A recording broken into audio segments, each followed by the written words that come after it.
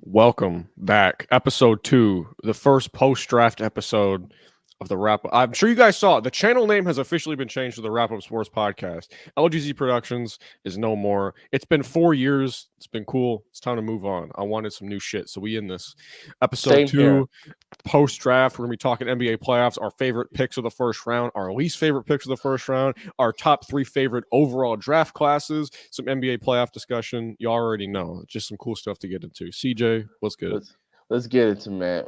What a draft weekend. Keeping my ears plugged throughout the entire draft process, man. You and I have already discussed this at major in time. This has been one of the most insane draft process that you and I have done throughout our time working together. I mean, seriously, outside of really the first 2 picks, which you and I were fairly confident in being, this draft process has been nothing but inconsistent at best, man. From what we thought we were going to do, potential move ups, potential move backs, who was going to go where, how many receivers was going to go, how many quarterbacks was going to go. This entire process had been insane, and boy, did it deliver come Thursday night, man. I would have never had guessed 6 quarterbacks taken within the first 12 picks, man. And the receivers that went way above our boards, man. Whew. And plus, we got the playoffs to talk about. I'm going to keep the profanity down to a minimum, but what I will say, Madison Square Garden, I want to hear it loud and clear. Mm-hmm. It is no longer Fuck Embiid. Fuck Embiid. It is no longer F. Trae Young anymore. We have a brand new villain number 1. It is Joel Embiid, and I cannot. You know what? As I was talking with my father about this last night, on one hand, it would be so satisfying to just mop the floor with Philadelphia now that Brunson has gotten it going. But I actually hope that it's another close nip and tuck type battle, just so that I could watch Embiid fold up like a cheat 10 once again and watch Jalen Brunson continue to rise into superstar. He broke the Knicks playoff scoring record, 47 points. I was fairly excited and fairly optimistic when Brunson signed up with this team 2.5 years ago. I don't think anyone could have anticipated what the type of player that he was going to end up being. I'm thinking this is the launching pad into the Knicks landed that big time superstar. I don't think we need a big time superstar. I already think he's here. Yeah, and you could call it me being a fan. You could call it me being biased. Jalen Brunson is a top 10 player in the NBA. He's a top 10 player at this point. Mm-hmm. And I refuse to be convinced otherwise. And this is going into my tangent about Giants are stuck with Daniel. The Giants are stuck with Daniel Jones. They're going to build around him. Joe Schoen is putting his GM hat. Joe Schoen is going to put his GM thing into the hand. Stop the madness. Joe Schoen is going to put his Giants tender on the line with Daniel Jones. I'm going to make this one point, and then we'll get on to the rest of the show. Yeah.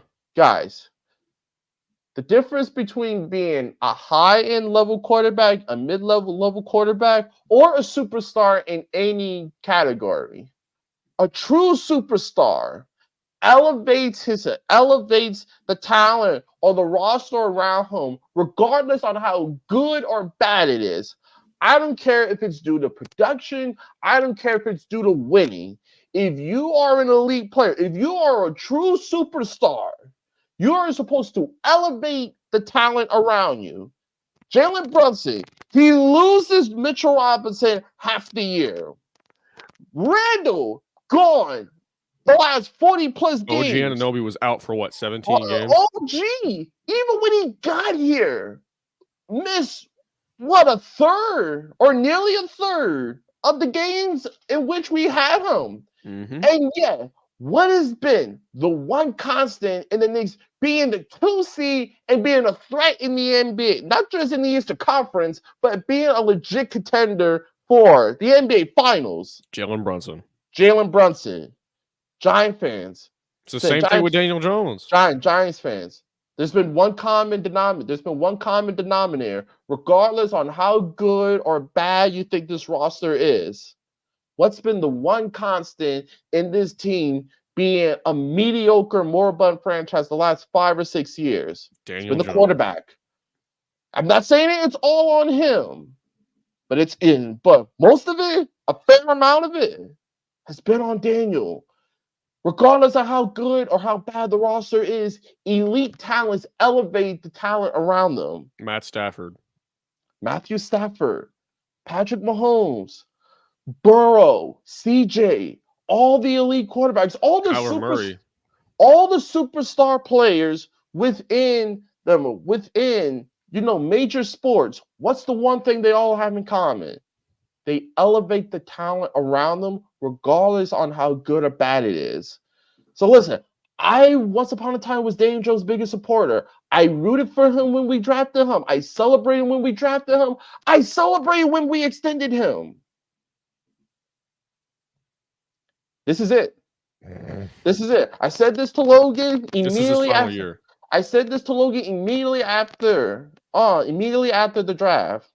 The one benefit of looking into this upcoming season, it's a 1-year deal. Every quarterback between Daniel and I keep wanting to say Bo Nix because they look so alike, but Daniel and Drew Lock are all on 1-year deals. Regardless of what happens this year, I could promise you will be Daniel's last, unless he somehow elevates to being an elite quarterback, which I would love. But if you're really confident, if you really want to bet your money, you know that that's a poor bet to make. But let's get on with the show. Sorry for the rant, but now we can discuss business. Yes, already. We're going to get first into our top favorite first round pick and then our least favorite first round pick. Just in general, yeah. So your number one favorite first round pick for me, it's Xavier Leggett to the Panthers. Yeah, they trade up, get, in my opinion, the third best overall wide receiver in this year's draft class. He was number 5 on my receiver board. Yeah, which is fair. It's understandable. The dude is a dog. He's got insane strides. I said his stride, it's Terrell Owens 2.0. This dude is a physical freak. He's got elite hands, great route running for a guy of that size, great straight line speed, good quickness, especially for a guy that size. To have that much short yardage quickness is absolutely insane. He high points the ball well. He's just an overall great receiver, and I think he's going to be the Panthers' number 1 for the next 10 years. The thing that I like most about Xavier Leggett, and again, I don't mean to go on another tangent in terms of how do I rank my receivers, but the reason why I initially put Brian Thomas Jr. and Rome Odunze, or particularly Rome Odunze, ahead of him is because while stylistically in terms of physical attributes, Rome Odunze and Xavier Leggett are basically 1A, 1B in terms of big physical stature receivers. But the reason why I went with Rome is because he had more consistent production throughout his collegiate career, whereas Xavier only had that 1 year. Diving into Xavier Leggett's collegiate career, dude had to overcome just a boatload of nonsense in South Carolina. Multiple offensive coordinators being put in the wrong position, not being utilized properly. The minute he was put in a position to succeed, you can make a strong argument that outside of Malik Nabers and Marvin Harrison, he had the most physical upside of all the receivers, and his production lies perfectly in line with Rome's, with a much lesser quarterback in that. As much as I like Spencer Rattler, but that offense outside of him and Xavier was pure cookie cutter. So yeah, it was terrible. South Carolina's offense actually had the backup quarterback playing slot wide receiver. Like the offensive structure in South Carolina is piss poor to say the least. But nah, man. Again, I said it after the pick. I fully believe Bryce Young is going to be the Jared Goff of this draft class. He may not reach the absolute ceiling that a CJ Stroud developed into his rookie year, but it's going to be damn close. I can honestly see a world. I think he's going to be the most improved player in the NFL this Oh, year. hands down. Hands freaking down. Bryce Young was literally, and listen, to teach its own, I thought when Carolina moved all those assets to get him, that he was going to be in a position to succeed, at least in the long term. But then I'm just going to say it now because we're in the next coming weeks, we're going to be getting into our NFL season award predictions. I'm just going to spoil it. Dave Canales might be my coach of the year pick. I can see that. I can really see that because listen, in all respects to Kevin Stefanski, that Cleveland roster and once Stefanski kind of came on board, that offense was pretty much already built to succeed. When Baker got to Tampa Bay, I'm thinking, all right, this is his last year in terms of being like a legit starter. Yeah, he's got Mike Evans and Chris Godwin there, but the offensive line is a mess. I don't love their head coach. Their offensive coordinator is a complete unknown. And yet, Baker looked like in my opinion, that was the best season. In my opinion, that was the best year of Baker's career, even when you look at all the talent that he had in Cleveland. So now, going to Carolina and pairing him with a Baker-esque quarterback in Bryce Young, I fully believe a Jared Goff level lead out of Bryce. Not saying that he's going to end up emerging as like a legit top 10 level quarterback, but he's going to be at bare minimum at least a league average quarterback with the weapons that he has now, the coach that he has now, and hopefully more stability at the offensive line. So Xavier Legette, like I said, outside of the top three, really, you can make a strong argument that any of the next level receivers could have been at number 4. I was fairly surprised to see him fall that late. So yeah, Xavier Legette, big time steal for Carolina, especially moving up to get him. Yeah, and now I'm pretty sure me and you are both going to have the same viewpoint on this.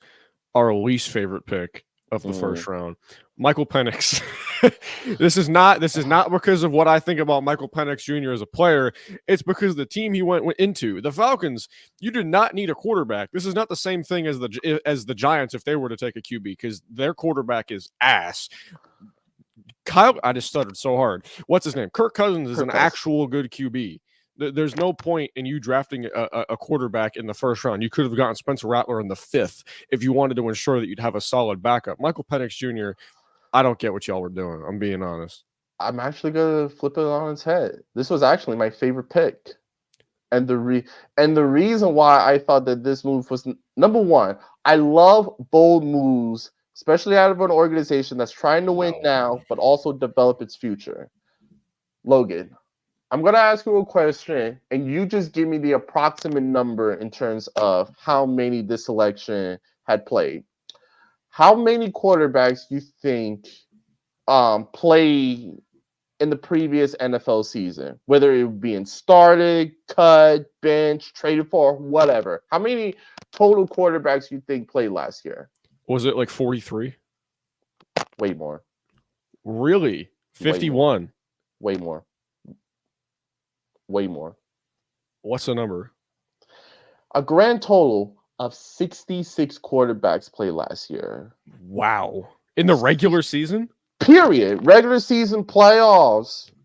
Grand total, 66 quarterbacks played in the previous NFL season. That's crazy. And the reason why I love this move so much is because, number one, we talk about contracts, and particularly Daniels at full length. The Kirk Cousins deal is really essentially a 2-year deal. Yeah. And he's 36 years old coming off an Achilles. Kurt Warner, outside of maybe my father, is the most least athletic, is probably the most least athletic guy I've ever seen in my life. And, wow. And I've seen Tom Brady throughout his entire prime. Kirk Cousins is about as mobile as a tree. It's about as mobile as a tree that needs a full douse of rain. Listen, on one hand, what an analogy. They pay people for that type of philosophy. So yeah, on one hand, I like the fact that Atlanta is trying to secure their future. But on the other hand, I just think that they're trying to do their best in terms of not being in quarterback hell to begin with. Because again, Kirk Cousins is 36 years old. What if he has a setback? What if he has an injury? You want to risk having to trade for another Joshua Dobbs who gives you 2 weeks of solid production. Michael Penix, to me, and you and I both loved him. He was my number 2 quarterback in this draft. And it took me a while. I've always liked him. I wanted to love him throughout the collegiate season, but there was just something about him from a mechanical standpoint, from a stylistic standpoint, and from an injury perspective.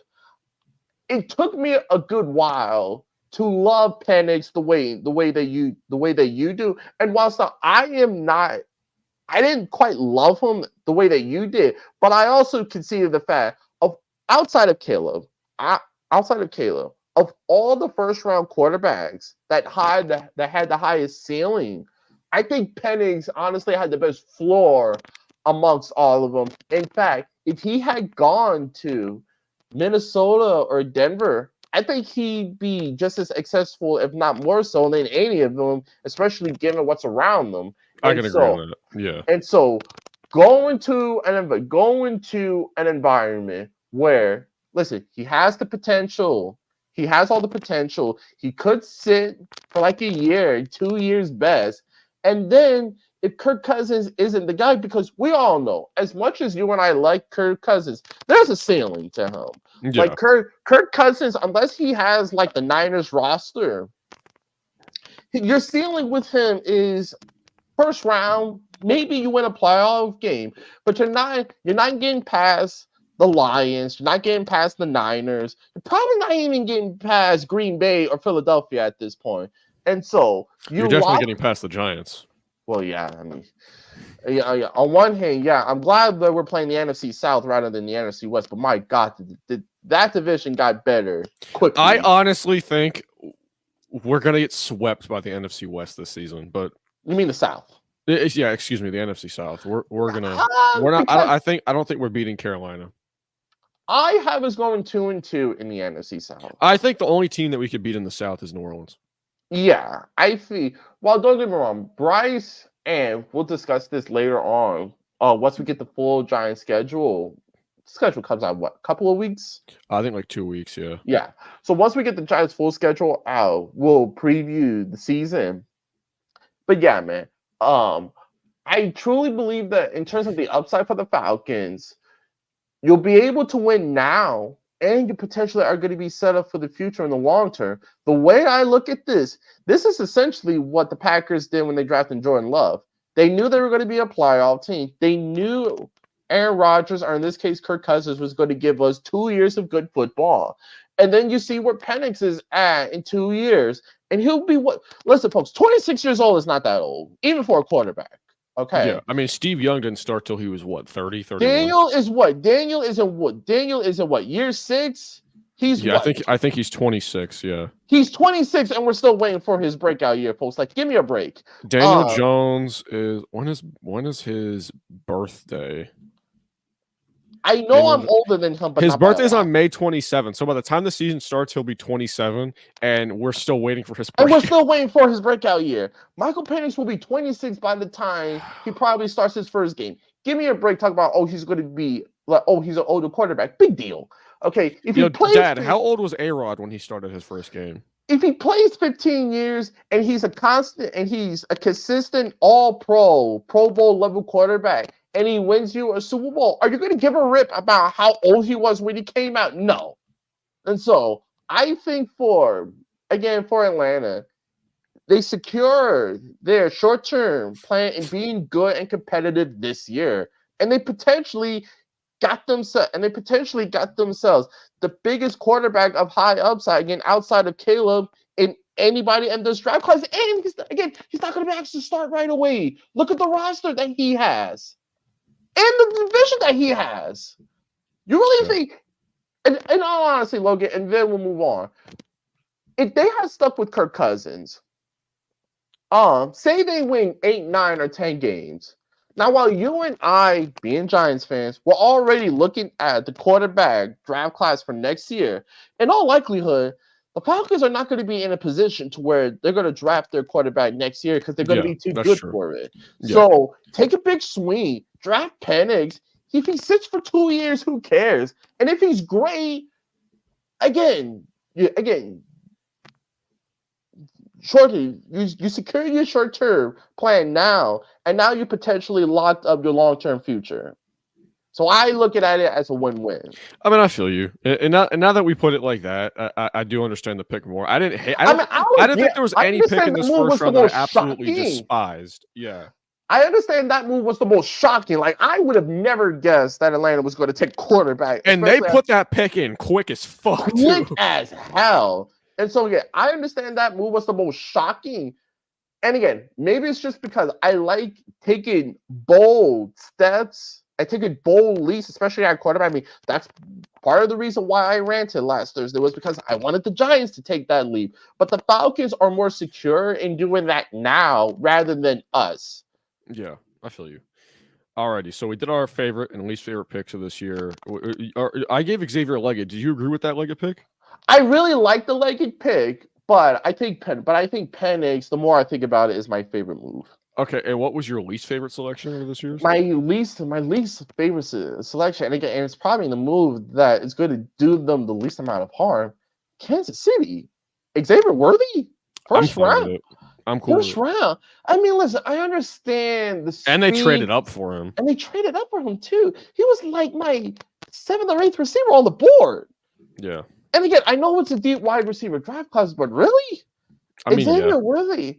Again, man, I understand the fascination because Kansas City has always, has always modeled themselves as wanting burners, as wanting field stretchers in terms of their receiving. I mean, these motherfuckers went from Dante Hall to Tyreek Hill. Exactly. I mean, look at Andy Reid's track record.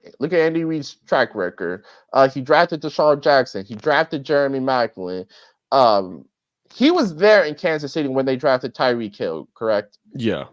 Okay, so Tyreek Hill, McCole Hardman, Sky Moore, all these receivers for the most part were burners out of college. And so now they're taking Hollywood Brown. So Kansas City is loading up with burners on the outside. I just thought that there were better options to be had with Xavier Worthy. Again, the speed is unquestionable and the talent is surely there. But for an offense that's as friendly as Kansas City has, they don't do a great job in terms of developing receivers. I mean, Rashid Rice has turned into a home run, but Kadarius Toney, bust. Sky Moore. I mean, they developed Tyreek Hill into a future Hall of Famer. Oh yeah, Tyreek Hill. They hit that one out of a park, but MVS has not done much. Kadarius Toney's a bust. Sky Moore, as much as I loved him out of college, bust. Freaking. What's the dude's name? McCole Hardman. Yeah, McCole Hardman didn't do anything. And so now you're going to take another chance on a burner at receiver. Again, I'm not saying that Kansas City didn't need a wide receiver. I just thought that there were better ones on the board. And again, Worthy was, more I think, he was probably like my 8th, maybe 9th best receiver on the board. Damn. Like I had better grades. I mean, I thought Roman Wilson and Matt McConkey had better tape than he did. But again, the one thing that Kansas City prioritizes is speed. And so you get the fastest player in the league. So hopefully this one they'll be able to develop. Yeah, we shall see. I don't see any way that this pick misses personally, but the next thing we're going to get into. I don't think this pick will cost them. I just don't think it will. It surprise you in 3 years Kansas City is drafting another receiver in the top 30. I think Xavier Worthy is going to be a home run. So you really think? Okay. I think he is. I think he's going to be like a 1,200-yard receiver as a rookie. And plus, he's a small dude, man. Like he's like 160 pounds soaking wet. I mean, yeah, but hey, it is what it is. But we're going to get into our top 3 favorite overall draft classes. I'll start us off hot with this one. I think me and you both have this as our number one draft class. I got the Washington Commanders. They're my second. They stole the draft. Yes, Completely they did. stole it, in my opinion. Jaden Daniels, Heisman Trophy winner, arguably the second best QB in this draft class. Jerzon Newton, my number one defensive player in this Same draft here. at pick 36. Mike Sainristil, an elite slot corner. He could play They've the been looking outside as for a well. legit corner man for years now, and now they finally got one of Mike Sandstrom. Nah, Washington knocked it out of the park, man. I mean, I give Washington a lot of grief for good reason. I mean, excuse my language, they've been our bitches for the last 10 years. It feels like it comes down to no matter how good I think we're going to end up being, we can never get past Philadelphia. But on the contrary, no matter how bad we are, we always know we can take care of Washington. Mm-hmm. But I cannot lie, man. Washington knocked this out of the park. Adam Peters, he was my second place finisher in terms of executives I wanted us to hire a couple of years ago. As soon as Washington landed, I'm like, he is going to fix that team. They're going to be a playoff contending team within the next 2 years. If they could get the quarterback right and they get the right head coach, they're going to be dangerous. And they're going to be dangerous for a long period of time. They absolutely knocked this draft out of the park. Jaden Daniels, again, shout out to you. You put me on this kid basically from Jump Street once he started emerging as a Heisman Trophy winner. The minute they hired Cliff Kingsbury, I'm like, okay, Jaden Daniels, he's definitely a Washington Commander. Then you go ahead and, again, Jerzon Newton, while I wasn't quite as big on Logan, he had a top 5 player ranking on home. He was, I think at the very least, a top 12 player for me, borderline top 10. In terms of my big board. And so they get him in the second round. Mike Sandstrom in the slot. Then you get Ben Sinnott, who is my tight end too. Ben Sinnott, man. It was really between him and Theo Johnson, who was my number 2 tight end. And so you get him, in the 4th round? Then you get Brandon Coleman, who's going to be a starter at guard or tackle. You get Luke McCaffrey, who's going to be a legit number 4 wide receiver for your team, could turn into your number 3. You get Jordan Maggie, who's going to be a good depth piece at linebacker. Dominique Hampton, a good depth piece at safety, and Javonte Jean-Baptiste, who's going to be a potential starter on your defensive line in the 7th round. So they had an A+ draft, in my opinion. If they did not hire Bobby Johnson as their offensive line coach, I would legitimately buy Washington as like a legit playoff team. Yeah, I agree. And then my number two favorite draft of this year, which I fucking hate to say because it's another rival of the Giants. I got the Eagles at number 2. I thought they had a good draft, but they're not in my top 3. We got Kenyon Mitchell, a good developmental corner. Cooper DeJean, the best ball hawk player in the entire draft. Jalix Hunt, a great developmental defensive end. Will Shipley, a huge fan of his. He's going to be a legit receiving threat, great backup for Saquon. Anaya Smith, potential starting wide receiver one day. Jeremiah Schroeder Jr., one of the top 5 best linebackers in this class. He might develop into a starter. Trevor Keegan, good depth piece on the offensive line. Johnny Wilson, not that high on him. He could be a solid depth piece at wide receiver.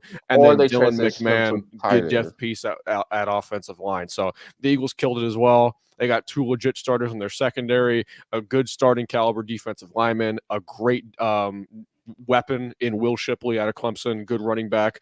They got some depth piece at receiver, potential starting linebacker, and some great depth on the offensive line. So Philly killed it. And then I'm just going to get into this real quick. My 3rd favorite draft class. Actually, this might be number 2, and I might put Philly at 3. The Carolina Panthers fucking destroyed this draft. It was absolutely insane. They trade up to 32 with the Bills. They get Xavier Legette, who, as you all know, I've been on for months at this point. He's my number 3 receiver in this draft class. And then in the second round, you get a guy that I'm not a huge fan of, but I do think he's a very talented player, Jonathan Brooks. He's going to be a consistent 800 to 1,000-yard rusher every single year. You get Trevin Wallace, a really physical linebacker in the 3rd round, solid in coverage, just an athletic freak. He's going to be what people thought Jamin Davis would be coming out of Kentucky. I'm a big fan of Trevin Wallace. And then you get Jatavion Sanders, top 5 tight end in this class, athletic freak. He'll be a starter day 1. You get Michael Barrett, who's going to be a solid depth piece, potential starter at linebacker. Jaden Crumedy, He's going to be a solid potential starting 2i Tech defensive lineman. He's a really good player. I would not be surprised to see him emerging as something like the Colby Turner from last year. I could see Jalen Crumedy being that this year for the Panthers. And then a pick that I'm a really big fan of in the 5th round, Chow Wade Smith is going to be a really good nickel piece in terms of your defense. I could see him being developed into something really solid. So the Panthers killed it. No, the Panthers absolutely did. I'd like to point out, let's add the Panthers to another list of teams that rebuilt before the Giants. Daniel, why did you have to be so good in 2022, man? When we could have, this could have been us with either CJ or Bryce Young, but the teacher so. All right, man. You all made some great points. Carolina absolutely did nail this draft. This draft kind of low key reminds me of the draft that the Rams did once Sean McVay came in. They drafted Joe Everett. They drafted Cooper Kupp. They took another receiver like in the 2nd or 3rd round that I'm blanking on. But I remember looking at the Rams draft class and their offseason as a whole. And the Rams are going to be the most improved team. I think they did end up going from worst to first, if memory serves me correct. I could very easily see Carolina take that leap if the Carolina Panthers will be in the Super Bowl within the next 5 years. Yeah. If Bryce could turn into the quarterback you and I believe that he can be, I do see a world where I'll only respond to this real quick. The only reason I still have the Giants ranked over the Commanders at this point is because we're going to have a top 5 defense in the NFL. Yeah. So, yeah. But I think the Giants win I think the Giants win 4 games this year, and each of those games, the Giants defense scores more points than the Giants offense. Like I said, I'll save it for when we do our draft. I mean, not our draft. This isn't a Giant stream right now, but I'm so fucking done. Listen, Jackson Dart, Dylan Gabriel, Cam Ward, come over here. Jalen Milroe, come over here. I'm done. I'm telling you right now, it's very early, but right now, Jackson Dart is my quarterback. Malik's not going to be carrying shit. He's going to be kicking a kicking net by week 5 because Daniel Jones is going to give him a heart attack. And by the way, Manny, Deion Sanders said he wouldn't let his son play for the Giants. And honestly, I don't want Shedeur Sanders. Me neither. And it's not because of him. I love Deion. You all fuck Deion. You all know that I think he's the greatest cornerback to ever live. Darrelle Revis. No. Revis had the greatest year for a cornerback, but in terms of peak for peak, prime for prime, give me Deion. Do this right now. We're playing today's game. I told this to Manny. If I'm building a dime-based defense, my 2 outside corners is going to be Darrelle Revis and prime Patrick Peterson. Oh, you're out of your mind. And I'm putting Darrell Green in the slot. You're out of your mind. Deadly. But all right, let me get into my you and I, we both agreed on Washington. I'm surprised that you did throw in New England. Because New England, I like their draft, right? They get Drake May, they get Jalen Polk, who I'm a really big fan of. They get what's the dude's name though? The offensive lineman. Yeah, Javon Baker. He's good as well. The reason why I like New England and Joe Milton.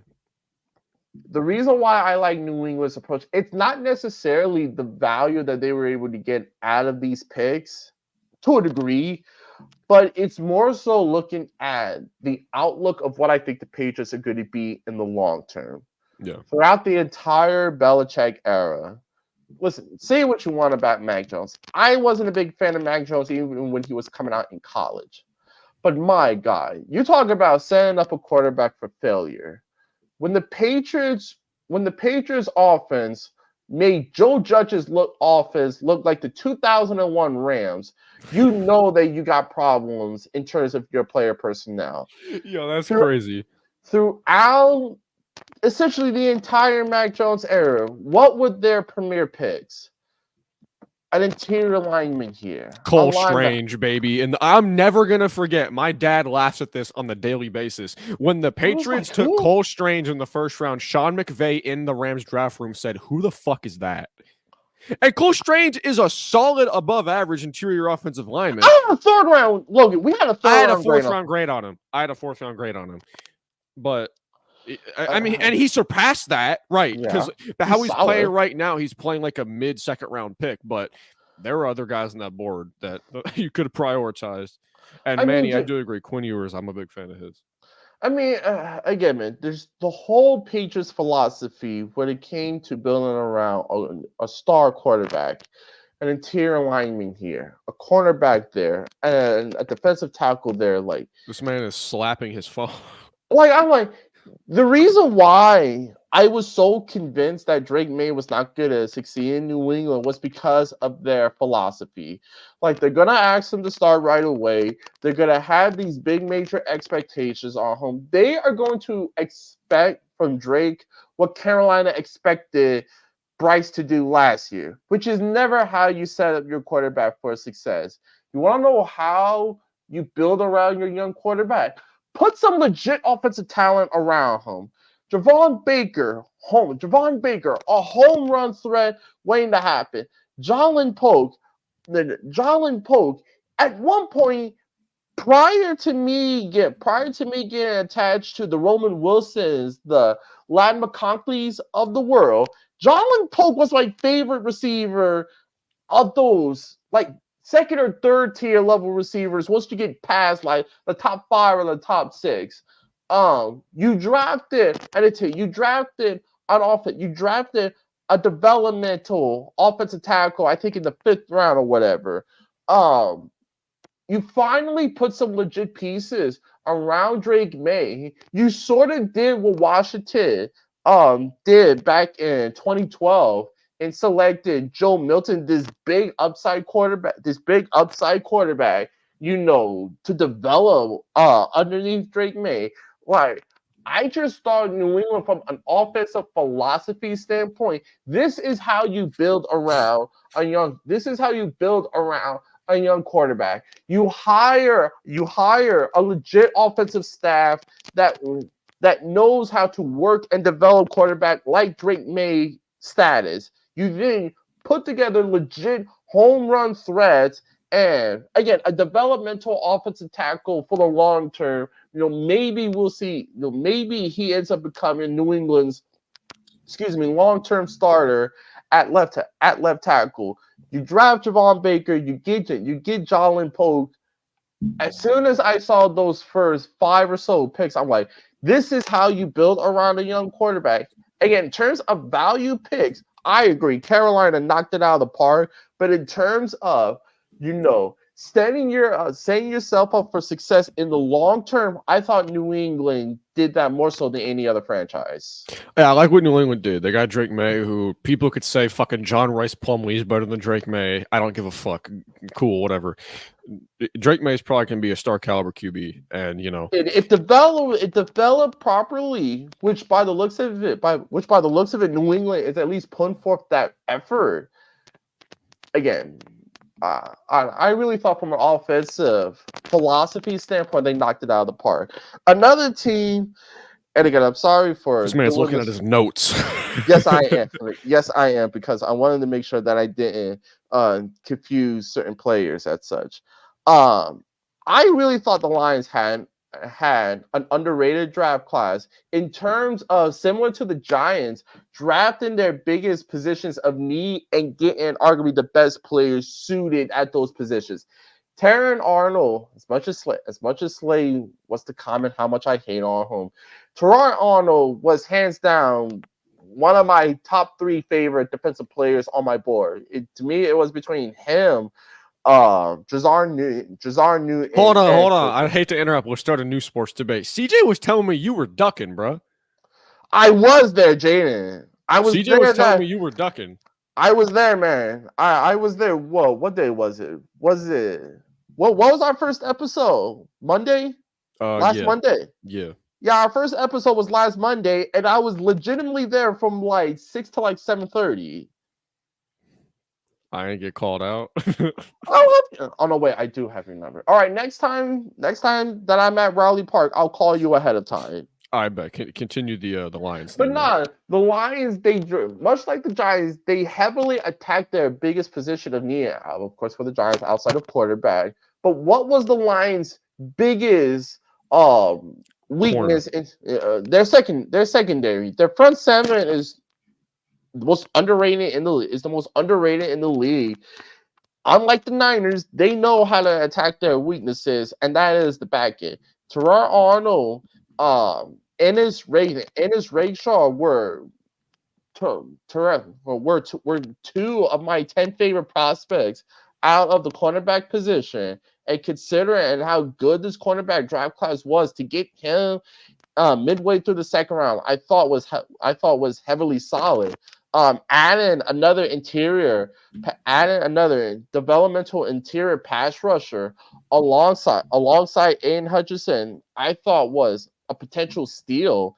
And of course, Akai Wingo, the kid out of LSU, who originally I wanted to be mocked to the Giants until you had convinced me otherwise.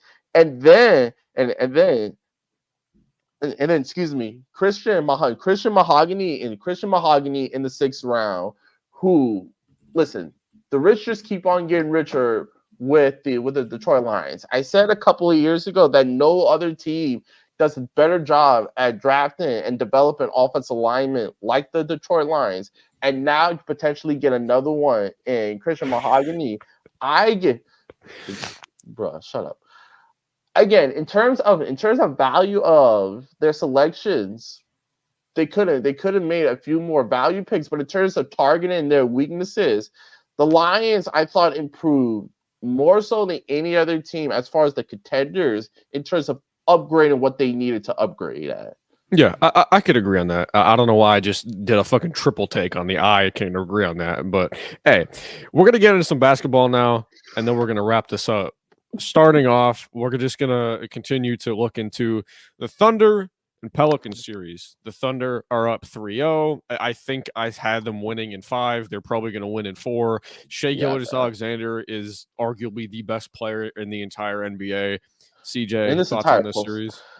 Listen, man. As we discussed earlier, it's the passing of the guard. It's the young guns. It's the young guns turn it into the next big superstars. We're moving on from the LeBron, KD, and Steph. LeBum James, bro. You know, I was in the group chat a few days ago talking about how LeBron James is the GOAT. And now this dude LeBron gets his ass clapped so hard by Nikola Jokic. He's talking about it's just basketball. When you say all there needs to be said, it's time to just move on, man. Oh no, we're gonna get there, Jaden. Just you wait. Yeah. CJ, I don't know if you were watching the game. Were you watching the for sure, last night? I was watching the game when Edwards slammed that fucking dunk in. Bruh, I got up and screamed, bro. Bruh, listen, man. You guys know I'm gonna pause when I say this. You guys know my love and admiration for the late great Kobe Bean Bryant. He was the guy that got me into basketball to begin with. Watching they're the champions, Manny. What are you talking about? Watching Anthony Edwards grow into the superstar that he is now. Initially, my comparisons for him, I don't think he's quite Kobe or MJ. I think he's more Dwayne Wade, Paul George, two-way hybrid wings that can jump out of the gym. But big fridge stop. But in terms from an athletic and from a stylistic profile, how could you not see a young Michael Jordan? Anthony Edwards is a killer. He's a fucking murderer. We're talking about the Thunder like so. We're gonna get to Ant-Man real quick. But man, SGA. Again, man, it's the passing of the torch. It's the young guard taking over. Outside of Ant-Man, we're going to talk a boatload about Jalen Brunson and the Knicks playoff races. But SGA, man, of all, and this is where I kind of turn into a Celtics homer. Usually, it sickens me whenever like a young budding superstar comes into his own. It's like, oh, he's better than Jason Tatum. I'm like, folks, calm Fuck down. Jason Tatum. Can He's the most we- unlikable player in the NBA. And I never understand why. Listen, I'm all for. I'm not one of these guys that has to wait 3 years to see a superstar, develop. But SGA, seeing the leads that he has taken the last 2 years, I'm like, you know what? While I disagree, I don't think you're crazy.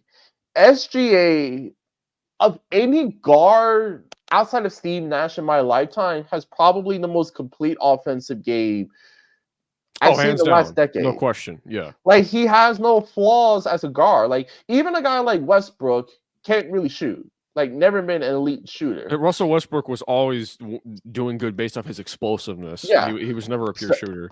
Steph Curry, my second favorite player in NBA history. In terms of athletic profile, Steph is a good athlete, but he's not nearly the kind of athlete that SGA is. And in terms of playmaking, both on and off ball, SGA is one of the best in the league. Mm-hmm. Not only that, Shai Gilgeous-Alexander is one of the few guys in the last 20 years of the NBA that you could say is a true scorer and a true facilitator. Exactly.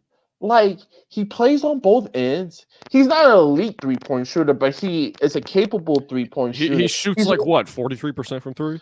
Something close to that. But I want to say it's closer to like 37, 38%. But still, he plays on both ends. He's an elite three-way scorer. He's a capable three-point shooter. He's one of the most explosive guards to the basket. Like, he's a great passer. He's a great playmaker, both on and off ball. Like, listen, again, you know me. I'm all about the playoffs. I gotta see you do it on a consistent level in the highest degree of fashion. And SGA, man, if you want to talk about who's going to be like that next budding superstar from the States, to me, it's SGA and Ant-Man. Like, there's really not a bad pick for you to build around in terms of those two. As far as the Thunder goes, again, my only real knock on them was their inexperience and their lack of size and girth. And now, fortunately, whoa! Major pause alert on that one. I know, man. The old me is back whenever I say something out loud that I meant to say at first, but now looking back on it, I should have had a better choice of words. What I meant was their lack of height and power. I think that's a better term. Size and girth is fucking crazy. I know, man. I fluffed on that one. But you know where I'm coming from. The Thunder's lack of experience and their lack of muscle up front was really my biggest weaknesses on them coming to this postseason. I also, as much as I love SGA, my also biggest fear was, in a high-profile playoff series, can he truly be like, if Dallas gets out of round two, if it's Dallas versus Thunder in round two, as much as I love SGA, can you really count on him to be at the same level of a Luka or a Kyrie for that matter? Now, I have no worries about it. Their supporting cast is ridiculous. Shout outs to Mark Dudenhall, winning coach of the year. Their fan base, that home court arena, is something bananas. Again, that's another point that we're going to get to once we talk about Knicks and Sixers. That home base, that fan base travels defensively. There's really not a major weakness on them, and they have a bona fide top 10, potentially top 5 player in SGA at this point. So regardless if it ends in 4 or 5 games, this series is not going back to Pelicans Arena after tonight. Yeah. Alrighty, let's just get into we could just get into the Thunder absolutely clapping that ass. Sorry, not the Thunder, the Timberwolves clapping that ass, which I predicted. I said Timberwolves in 5 or 6, I believe. They swept them. Completely destroyed him. Anthony Edwards is the illegitimate son of Michael Jordan. We know MJ has one somewhere. It is Anthony Edwards. I was convinced it was. This wasn't even close. They Butler. traded the farm to get taco meat hair Kevin Durant, who's going to be requesting a trade within the next 2 weeks. It's over. Give it up. Trade KD, trade Booker, trade blow it up. Everybody. They need to blow it up. You couldn't beat the Bucks back in 21. It's done. You can't win a championship with this team, this coach, this regime. Leave it be. It's time to blow it up. Get your first round picks back. Rebuild. You failed. Congratulations. You played yourself, and that's all I gotta say about that. And Logan, you're speaking music to my ears, because this was the exact move that I was afraid that Phoenix was going to make coming into the previous offseason. I'm like, listen, we all know Booker and KD are capable of leading you to a title, because we just saw Booker do it with Phoenix when Chris Paul was there. And then they made the stupid-ass move to bring in Bradley Beal, and I'm like, why? This is not what... When we all watch Nikola Jokic and Jamal Murray tear Phoenix a new butthole last year, did any of us think, you know what they really need? Another perimeter scorer who's not going to play much defense. Let's just get let's just get a worse version of each of our best player or second best player, whoever you think is better between KD and Booker. So you get a facsimilation of the two. You have no depth, no size. Pause. You don't have a point guard. And now you're relying on two stars who've been injury prone the last few years. Now, if this move was made in the East, I would still rip it apart. But the Eastern Conference really only has one or two like elite contenders, at best 3. Does anyone? You have 12 teams, no, 13 teams. No, excuse me. You had about 12 teams who are at 500 or just slightly below or just slightly above it. The Western Conference is a powerhouse. You're not going to win the Western Conference with just adding stars. You need depth. You need good coaching. Like Jaden said, you need team chemistry. You need team chemistry. You need all that. This notion that you could just add a bunch of hoopers together with high IQs and expect it to work automatically, that's not how you build a championship team. And how much of a moron I had to have been to actually pick this team to win fairly comfortably in 6 games. I told you, bro. I'd like to point out right now, I have been right about every series.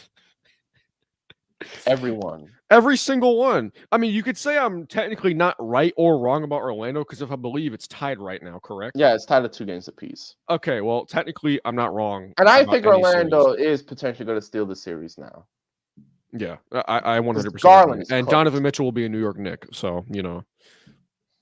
But yeah, man, Phoenix? I let the 3 stars get to me. What I should have just gone against what I believed about this team all year. Against a team with against a team with legit size, against a team with a bona fide MVP superstar caliber player, against a team that plays real defense and has a future Hall of Famer, yes, in Rudy Gobert, one of the greatest defensive players ever in NBA history, finally having a team built around him properly with legit wing defenders and a guard that will pass him the ball. Again, shout out to Donovan Mitchell. But now that Rudy Gobert has a legit team around him with a legit coach, listen, I'm not going to come out and say that I think Denver, hey, man. Bonafide. Hey, man. While I am not going to full on go that Minnesota is going to beat Denver in the second round, because that's who they will match up against. I'll tell y'all right now, right? I'm telling y'all Go ahead. now. I got Minnesota versus the Knicks in the finals. Oh, that would be pure 90s mayhem. Could you imagine Ant-Man and Jalen Brunson going back and forth toe-to-toe?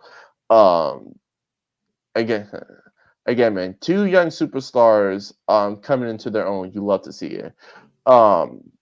But nah, man. Phoenix, man, it was a good run. Okay. You went Blow with it up. It's you went with over. this. You went with this process now. This is your 4th year since Chris Paul was acquired there. Year 1, you get to the NBA Finals, you lose to Milwaukee, but Giannis pulled off an all-timer. Year 2, you were the number 1 seed. You're my pick to get to the conference finals. You get your ass clapped by Luka and Dallas. Last year, I don't care the series went to 6 games. You got destroyed by Denver in the second round last year. I don't care how many games that it went to. And then this year you get swept. It was a good 4-year run. Devin Booker is still in the prime of his career, but blow it up now. You're stuck with this roster at bare minimum for 3 years, and Kevin Durant is only going to get older and older at this point. And more taco meat hair, so it's like, just move on. And so trade Booker to the highest bidder. To the Knicks. Do it. Kevin Durant, I don't know. I mean, obviously you could get back a boatload for him, but trade him to a contender team, and then hold Bradley Beal waives his no trade clause so you could get some stuff back for him, man, because this shit is not going to get any prettier. And now that it's the same exact thing with the Buffalo Bills, right? It's not gonna work. Logan, imagine if Wemby gets himself a legit star. I'm telling you right now, Steph Curry might be a Spur.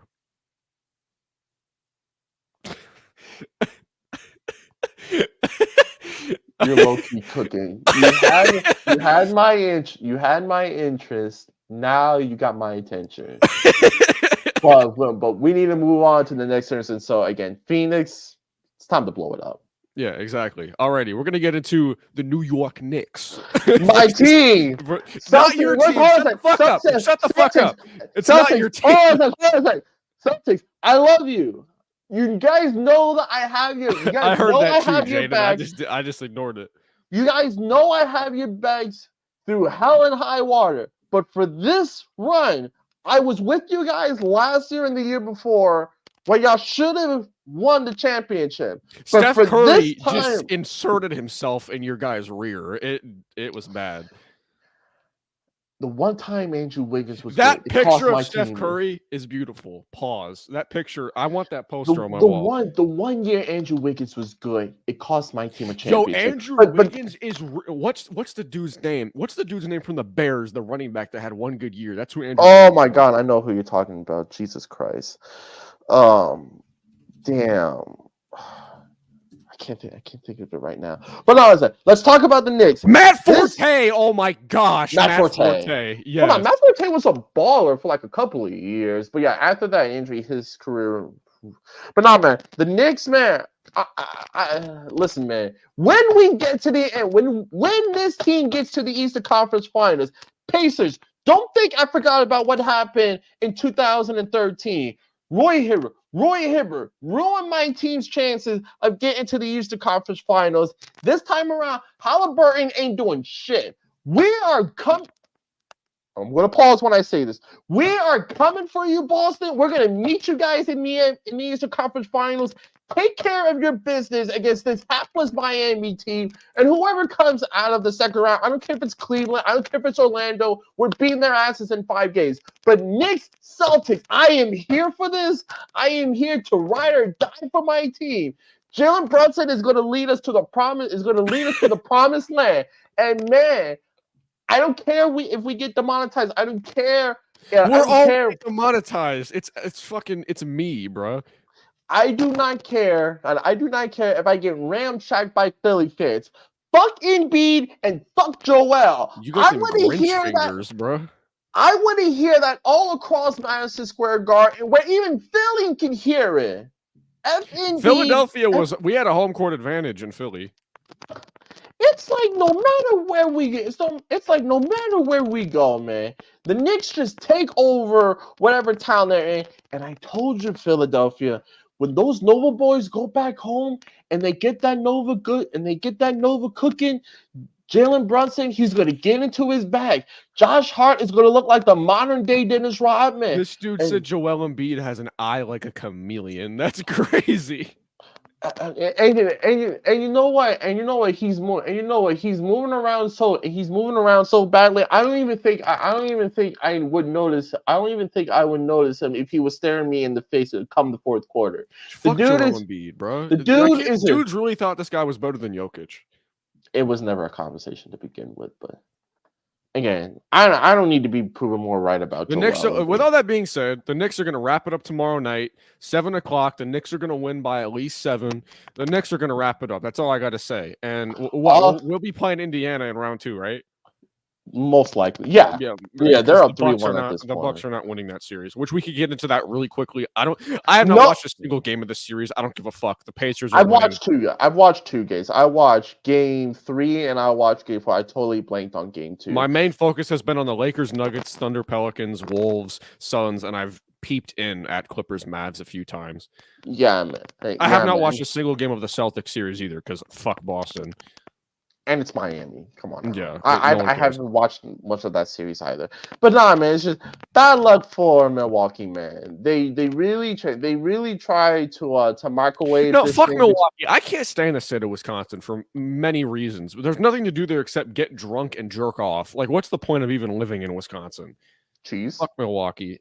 Cool. Fucking cheese. People that don't even take a shower, they get cheese on their genitals. It's so fucking bad. What the fuck is going on? My mom just came in to see if my dog was here. No, she's not. She's in the air vents. But hey, we can get into real quick, just bad luck on Milwaukee's part. Okay, you tried to microwave this thing with Giannis and Dame and Adrian Griffin initially. I saw this coming from a mile. I saw this coming a mile away that this team is most likely to get eliminated in round 1 than they are at winning a title. And they knew I was right, but yet they hired Doc Rivers. I don't get it.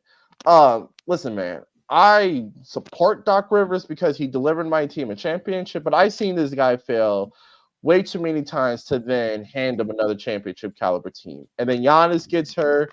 Dame is now hurt. This season has just been the season from hell for Milwaukee. Get rid of Doc in the offseason. Get some defensive minded players to surround Dame and Giannis, and then just run it back next year. I love Giannis. I love Dame. Outside of players on the Knicks and Celtics, those are 2 of my favorite players. So to see them go out like this, I mean, on one hand, it's satisfying, but because I'm right, but on the other hand, it's just sad because I legitimately thought once Dame got there, it's going to be Boston and Milwaukee once again meet in the NBA playoffs, and we'll get to see who is the true representative, is the true gatekeeper as far as the East goes. But now, Boston's going to have a smooth sailing to the ECF, and again, man, just bad luck on Milwaukee. I'd like to point out, I'm going to switch the subject real quick, and then we'll get right back to basketball. Fontenay, the Falcons GM, was asked about not drafting a cornerback. His response was, "We would have liked to add that position, but you don't want to force a reach or do something you shouldn't. You drafted Michael Penix at 8, which is a position you don't need." But hey, back to basketball. We're going to get into the Lakers-Nuggets series, which will continue in about 57 minutes here. Lakers are down 1-3. LeBron is fucking considering retirement. The dude's hairline is falling off even more. It's done. Wrap it up. The Lakers suck ass. Hey, man, I will say this. While it is 3-1, the Lakers have been in control for pretty much almost every step of the way. And then they choke. They've outplayed Denver for the most part of the series, but it's just they pull the Falcons. Jokic and Murray is just that Jamal Murray game winner was fucking cool. I lost my mind. Me and my brother, who's a diehard Laker fan, was just shell-shocked that Denver was able to make a comeback. But nah, man, I knew coming into this series, that the Lakers were going to be severely outmatched and outclassed for the most part. I'm not surprised they stole the game. Again, it is hard to sweep LeBron twice. Even the KD Warriors couldn't do that. And so, again, Lakers, I think you guys should go star hunt to at least get the right star this time. But Denver they're just clearly better. You got Anthony Davis playing damn near at the peak of his powers. LeBron, this is the best I've seen LeBron in the playoffs, probably easily as a Laker. And honestly, I have seen LeBron this good since the 2017, the 2018 finals when he was up against the KD Warriors. And so, again, shout out to the Lakers for making this series competitive and interesting, but know that your season is over tonight. Yeah, it's over. Goodbye. Wrap it up. Peace. The Knicks are better. So we've covered all topics: the NBA draft, NBA playoffs, Giants. But by the way, are you stamping that Knicks, Timberwolves in the finals? Knicks, Timberwolves. My official NBA Finals 2024 prediction.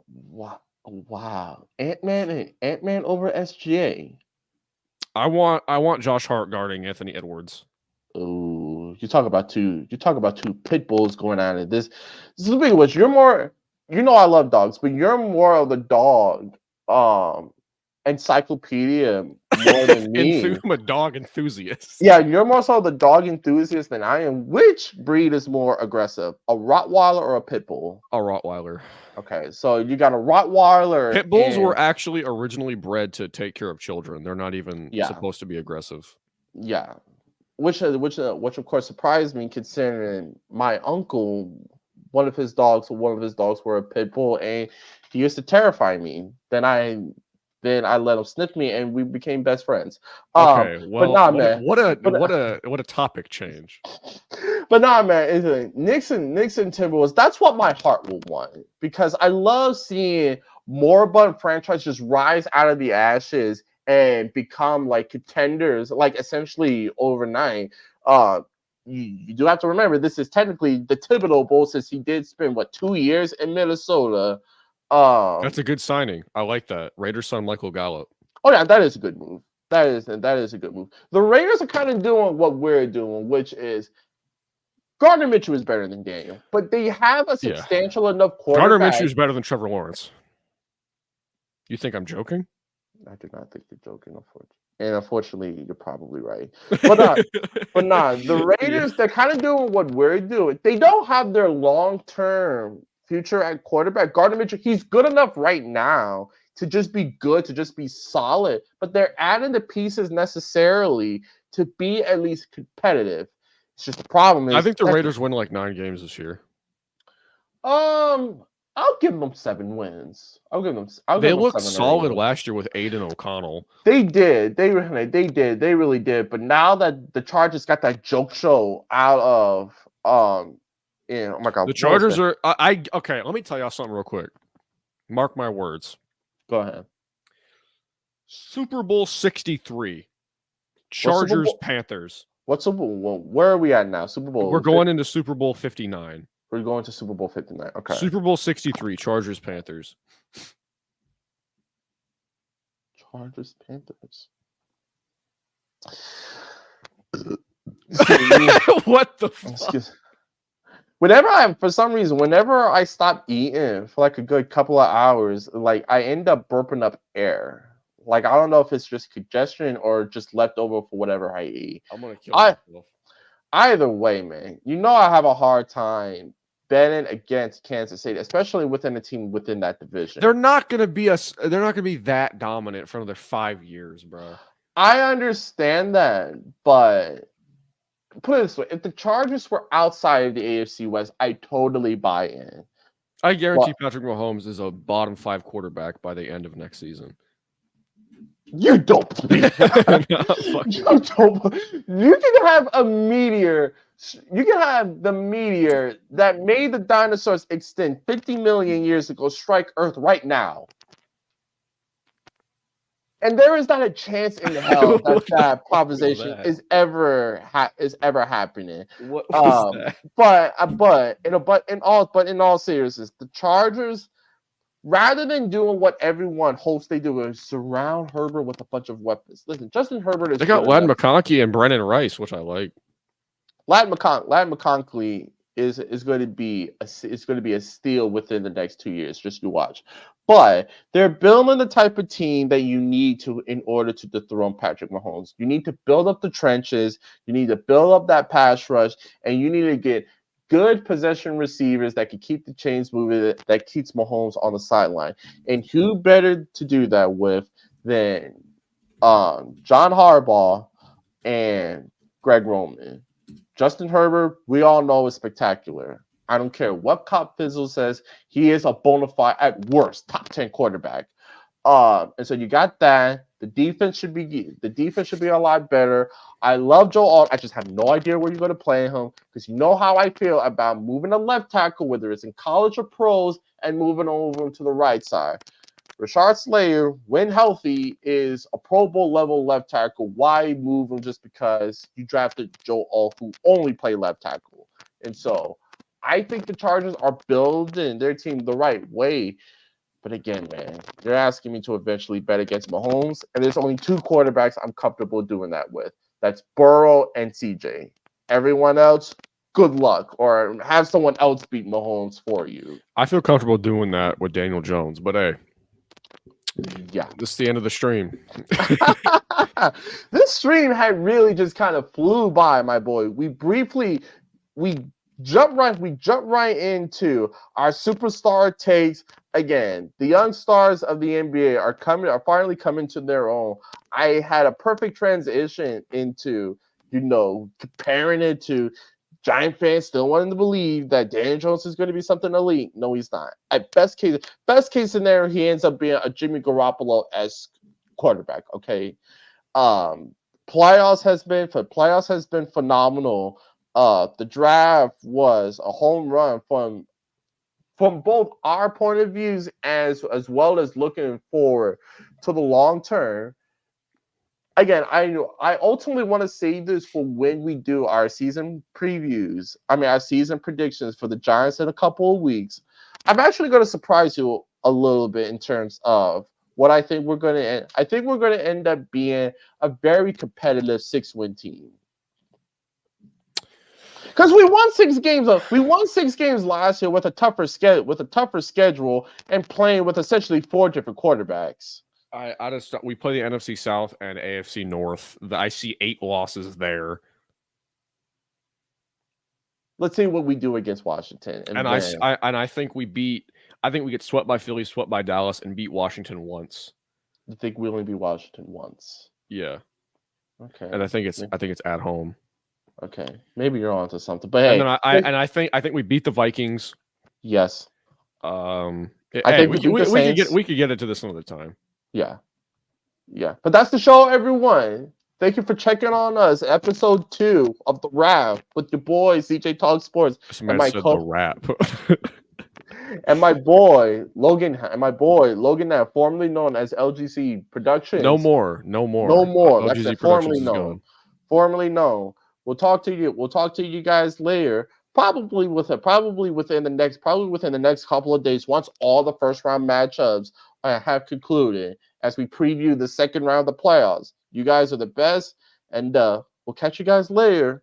Peace out. Peace. That was